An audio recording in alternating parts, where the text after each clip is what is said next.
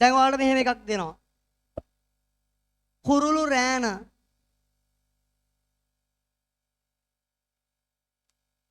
රෑන අහසේ අහගන්න අහසේ මේ අත සැරේ වර්තමානෙන් තියන්න බලන්න. අපි කියනවා මෙහෙම. තුරු පෙළ සුළඟට අතීත කාලෙන් තියන්න බලන්න. මෙයා වර්තමාන කාලෙන් තියන්න, මෙයා අතීත කාලෙන් තියන්න. කොහොමද තියන්නේ? කුරුළු රෑන. අපි බලනවා රයිට්. කුරුළු රෑන්නේ කතෘ.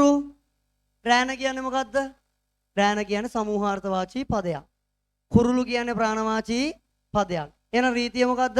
සමූහාර්ථවාචී පදයක් ප්‍රාණවාචී පදයක් එක එකතු වුණොත් අවසාන ක්‍රියාව බහුවචනයි. එන වර්තමාන කාල නම් සැරි මොකක් වෙන්න ඕනද? සරති වෙන්න ඕන. මෙයාව අතීතෙන් තියන්න උනොත් මොකද කරන්නේ? කුරු රෑන අහසේ මේ අත සැරි සරු හ නැත්තම් සැරි සරුවෝ ය. එක්ක සරුහ එක්ක සරුවෝය. තුරු පෙළ සුළඟට සෙලවෙයි. තුරු පෙළ සුළඟට සෙලවෙයි කියන්නේ ඇයි? පෙළ කියන සමූහාර්ථවාචී පදයක්. තුරු කියන්නේ ගස් වලට නම් ගස් වලට පණ නැහැ. එහෙනම් සමූහාර්ථවාචී පදයක් අප්‍රාණවාචී පදයක් එක එකතු වෙලා තියෙනවා. එහෙනම් අවසාන ක්‍රියාව ඒක වචන වෙනවා. සෙල වෙයි වෙනවා. මේ අතීතෙන් තිබ්බොත් එහෙම තුරු පෙළ සුළඟට යන්න සෙල උනේ ය සෙලවිලා ඉවරයි.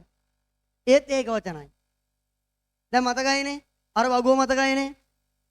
ඒක වචනෙන් වර්තමාන කාලෙන් ඊ. ඒක වචනෙන් අතීත කාලෙන් ඒය. බහුවචන වර්තමාන කාලෙන් ති. බහුවචන අතීත කාලෙන් හ නැත්තම් ඕය. ස්ත්‍රීලිංග ඒක වචන වර්තමාන කාල නම් ඊය. ස්ත්‍රීලිංග ඒක වචන අතීත කාල නම් ආය. මතකයිනේ වගුව? කරයි කලේය. කරති කලහ කලෝය. ස්ත්‍රීලිංග නම් කරන්නීය කලාය. මතකයිනේ? ඒ වගුව හොඳට බලා ගන්න. වගුව හොඳට පුළුවන් නම් වැඩේ පුළුවන්. එහෙනම් මේ දෙකත් ඕක යටින් හදා ගන්න. දෙකක් නෙමෙයි හතරක් ඈ. හතරක්.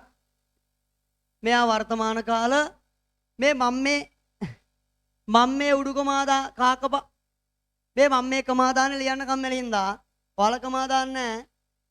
මෙයා වර්තමාන මෙයා අතීත. හදා ගන්න. ඔයාලත් කම්මැලිද?